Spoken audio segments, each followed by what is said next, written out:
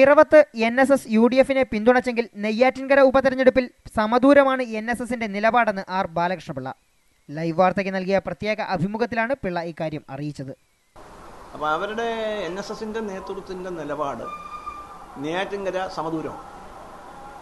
സമദൂരം എന്ന് പറയുമ്പോൾ ആളുകൾക്ക് എവിടെ ഊട്ടിയാം, പുറത്തല്ലാണ്ട്.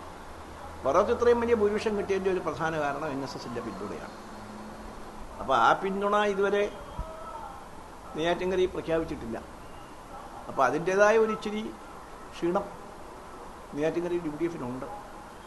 NSSന്റെ പിന്തുണയില്ലാത്തതിന്റെ ക്ഷീണം നെയ്യാറ്റിൻകരയിൽ UDFിനുണ്ടെന്നും ബാലകൃഷ്ണപിള്ള പറഞ്ഞു.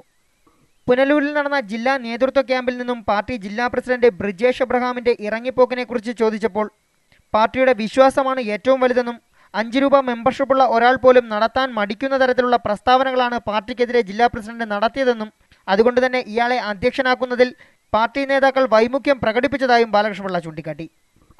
പാർട്ടിയുടെ വിശ്വാസമാണല്ലോ ഏറ്റവും വലുത്.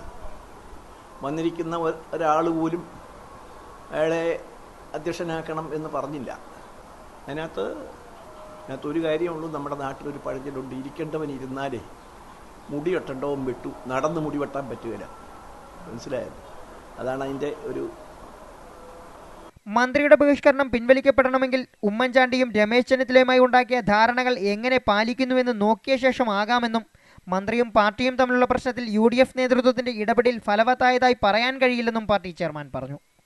ബഹിഷ്കരണം ഇപ്പോഴും നിലനിൽക്കുകയല്ലേ, അത് പിൻവലിക്കണമെങ്കിൽ ഈ ഉമ്മൻചാണ്ടിയും രമേശും ഒക്കെ ഉൾപ്പെടെ ഉണ്ടാക്കിയ ധാരണകൾ എങ്ങനെ പാലിക്കപ്പെടുമെന്ന് നോക്കിയിട്ടേ പറയാനൊക്കത്തുള്ളൂ. കയറി മുമ്പേ ബഹിഷ്കരണം ഇല്ലാതാക്കാൻ. ലൈവ് വാർത്ത പുനലൂർ.